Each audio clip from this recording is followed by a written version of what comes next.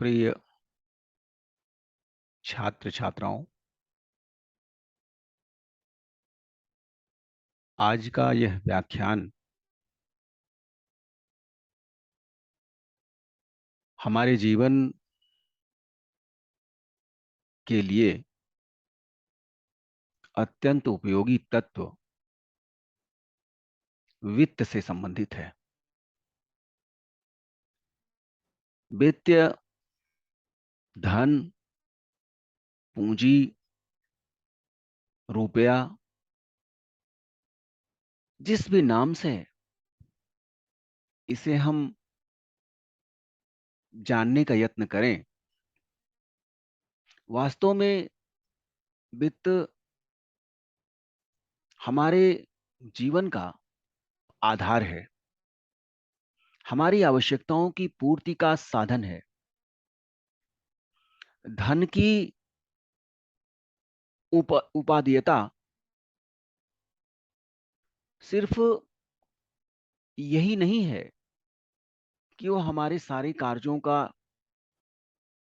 संपादन सहज रूप में कर देता है,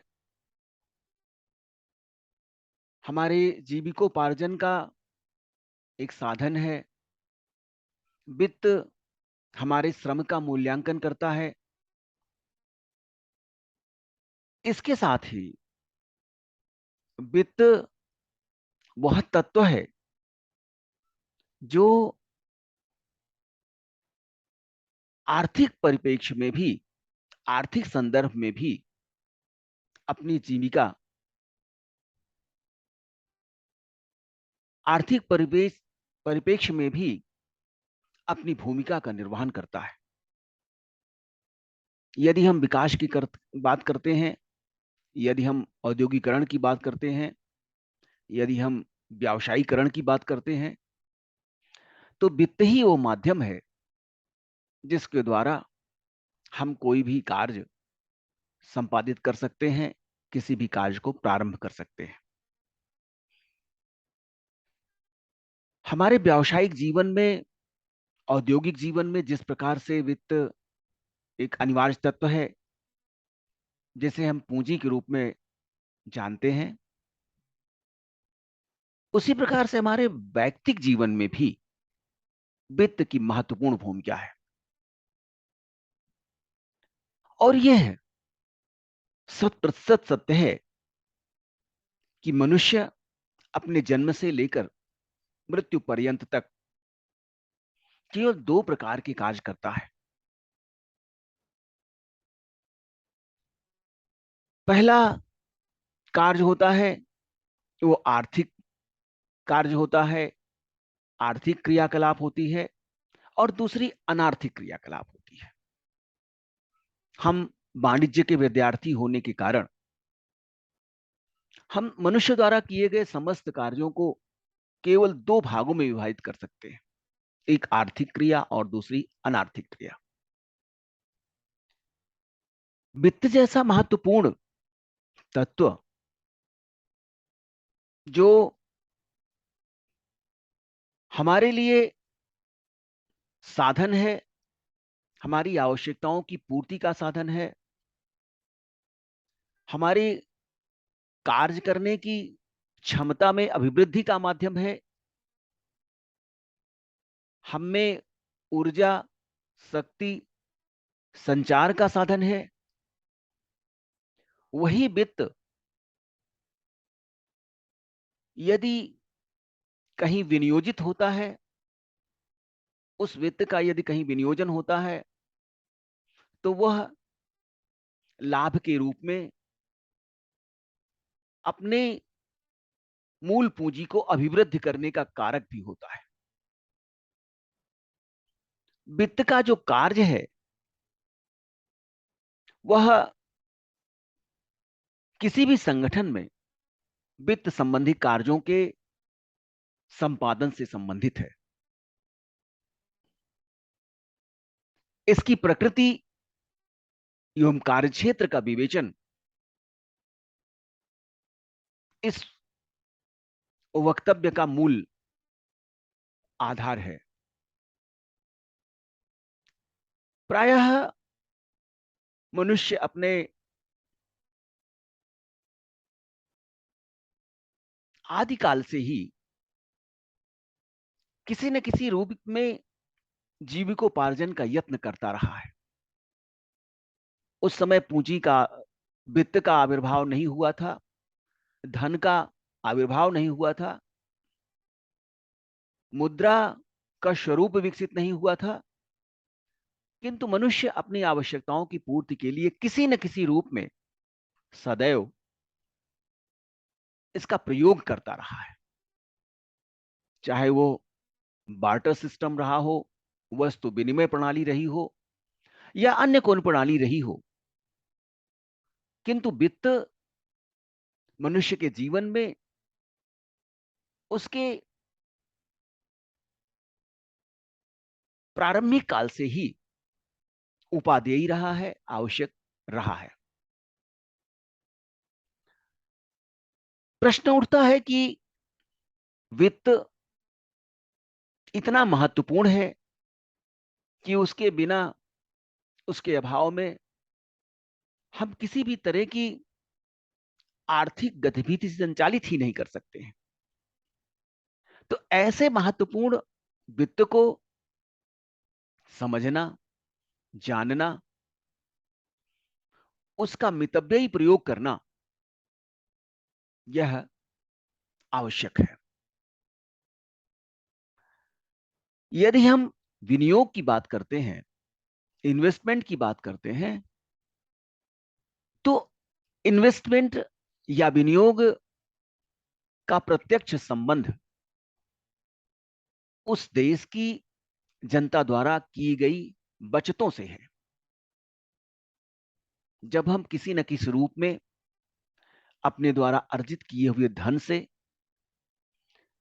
कुछ भाग बचाते हैं, बचत के रूप में रखते हैं, अपने भविष्य की सुरक्षा के लिए बचत करते हैं, वही बचत धीरे धीरे करके एक बृहद आकार लेती है और उसी से पूंजी का सृजन होता है।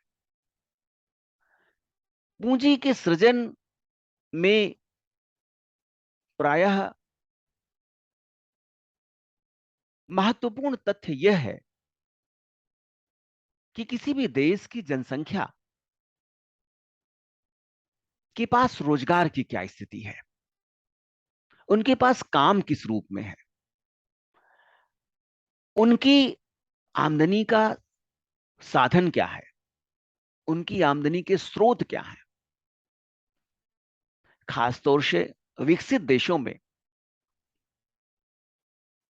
पूंजी का निर्माण अत्यंत तीव्र गति से होता है, क्योंकि वहां पर जन सामान्य की बचत प्रचुर मात्रा में होती है।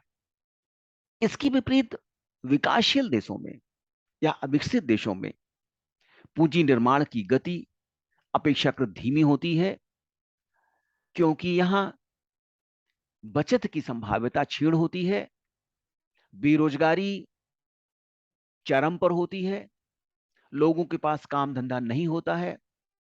इसीलिए यहां बचत की प्रवृत्ति हतोत्साहित होती है।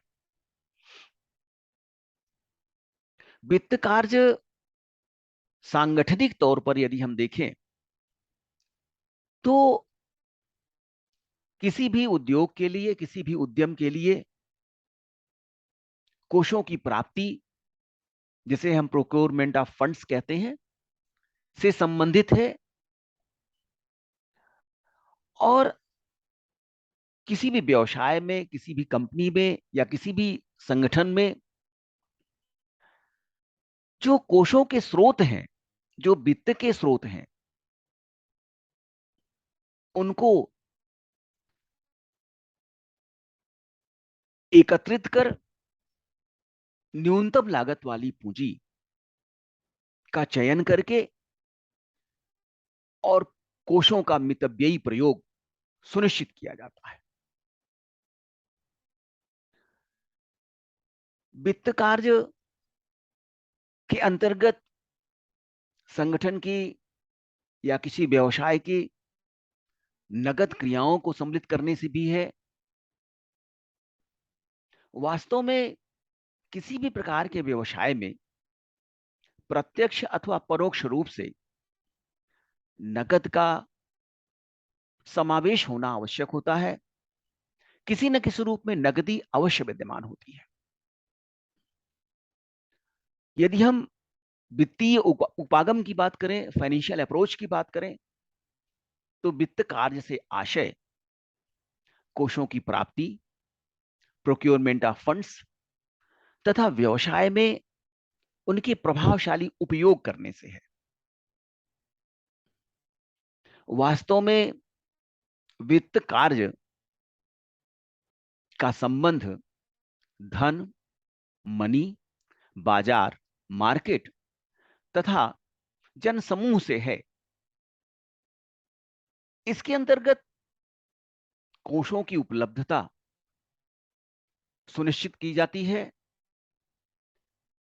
कोषों की उपलब्धता सुनिश्चित करने के साथ साथ इन कोषों का प्रभावपूर्ण उपयोग भी सुनिश्चित किया जाता है। वित्त कार्य के अंतर्गत मुख्य रूप से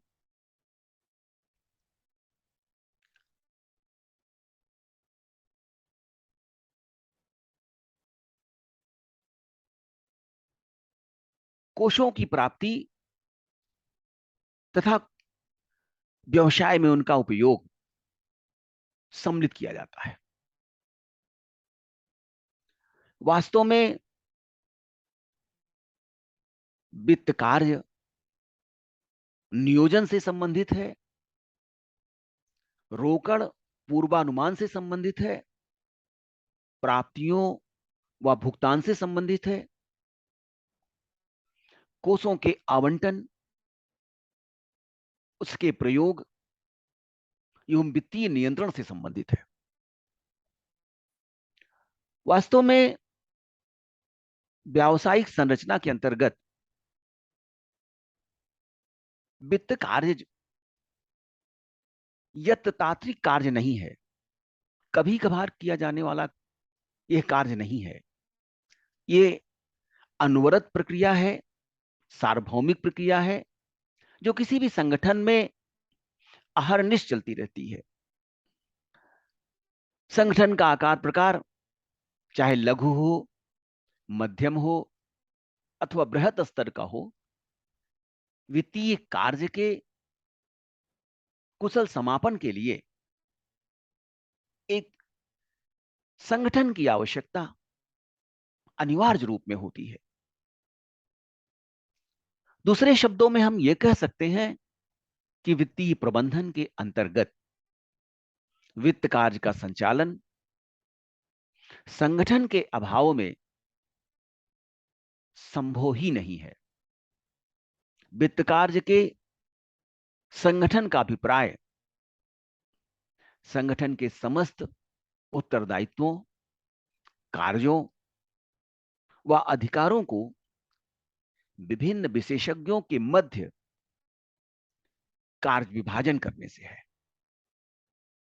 छोटे उपक्रमों में प्रायः वित्त कार्य का संचालन संगठन के स्वामी द्वारा ही किया जाता है। उसके द्वारा उद्यम की आवश्यकताओं के अनुरूप वित्तीय पूर्वानुमान, नियोजन, निर्णयन तथा बजट का प्रावधान किया जाता है। संगठन के लिए आवश्यक धन की अथवा कोषों की व्यवस्था से लेकर कोषों के उपयोग एवं प्राप्तियों तथा भुगतानों का निरीक्षण, नियंत्रण, पर्यवेक्षण एक व्यक्ति द्वारा ही किया जाता है।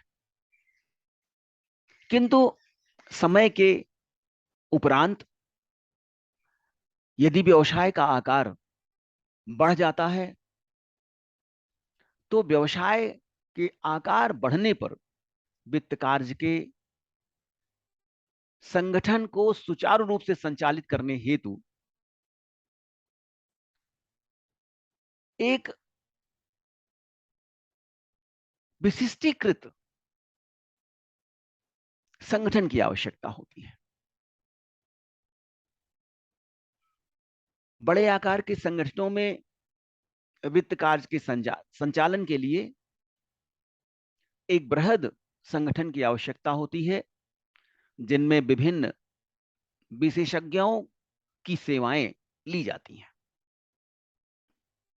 वास्तव में बड़े संगठनों में, विशेष तौर से कंपनी प्रारूप में, स्वामित्व और प्रबंधन के मध्य स्पष्ट विभाजन रेखा खींची होती है। इनके बीच में पृथक्करण होता है। ये दोनों अलग होते हैं। स्वामित्व, कंपनी प्रारूप के अंतर्गत स्वामित्व अलग होता है और प्रबंधन उससे अलग होता है। प्रायः कंपनी की पूंजी अंशों में विभाजित होती है, छोटे छोटे विनियोजकों के माध्यम से प्राप्त होती है, और वह विनियोजक सुदूर क्षेत्रों में फैले होते हैं। कंपनियों के वास्तविक स्वामी, चूंकि अंशधारक होते हैं, और उनका प्रबंधन कार्य निदेशक मंडल, बोर्ड ऑफ डायरेक्टर्स के हाथों में होता है। ऐसी दशा में वित्त कार्य की भूमिका अत्यंत महत्वपूर्ण होती है, और वो उभय पक्षीय हो जाती है। उसे, जहां एक तरफ प्रबंधन के हितों को भी ध्यान में रखना पड़ता है, वहीं दूसरी तरफ अंशधारकों के हितों की भी रक्षा करनी होती है। वित्तीय प्रबंधक जहां एक और निदेशक मंडल के अधीनस्था में कार्य करता है, वहीं दूसरी ओर उसे कंपनी के अंशधारकों की हितों की सुरक्षा भी सुनिश्चित करनी पड़ती है। ऐसे संगठनों में वित्त कार्य का क्रियान्वयन या वित्त कार्य का संपादन अनेक विशेषज्ञों के माध्यम से ही संभव हो सकता है। वित्त कार्य के संगठनात्मक स्वरूप की यदि हम बात करें, तो उसके शीर्ष पर अंशधारक होते हैं। अंशधारकों से नीचे संचालक मंडल या प्रबंध निदेशक हो सकते हैं। संचालक मंडल को वित्तीय मामलों में सलाह देने के लिए एक वित्त समिति होती है। वास्तव में वित्त समिति संचालक मंडल व प्रबंध संचालक के मध्य एक सेतु का कार्य करती है। प्रबंध संचालक विभिन्न कार्यात्मक प्रबंधन क्षेत्रों का प्रभारी होता है। कार्यात्मक प्रबंधन के अंतर्गत उत्पादन प्रबंधक, सेवी वर्गीय प्रबंधक, वित्तीय प्रबंधक एवं विपणन प्रबंधक सम्मिलित होते हैं। ये सभी अपने अपने क्षेत्रों के विशेषज्ञ होते हैं तथा अपने कार्यों के लिए प्रबंध संचालक के प्रति उत्तरदायी होते हैं। कार्यात्मक प्रबंधकों में वित्त प्रबंधक जो होता है वो सबसे प्रमुख होता है तथा समस्त वित्तीय कार्यों के लिए वो स्वयं उत्तरदायी और जवाबदेह होता है। क्योंकि वित्त प्रबंधक अकेले समस्त वित्तीय कार्यों को संपादित करने में सक्षम नहीं होता है, अतः उसके अधीन कोषाध्यक्ष, ट्रेजरर, वित्त नियंत्रक, फाइनेंस कंट्रोलर दो महत्वपूर्ण पदाधिकारी होते हैं। इनके मध्य वित्त संबंधी कार्यों का स्पष्ट विभाजन होता है। इनके पेंशन, वेतन,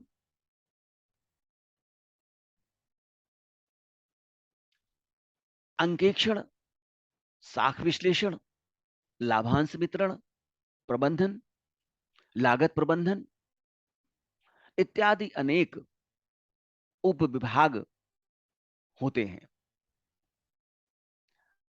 वित्तीय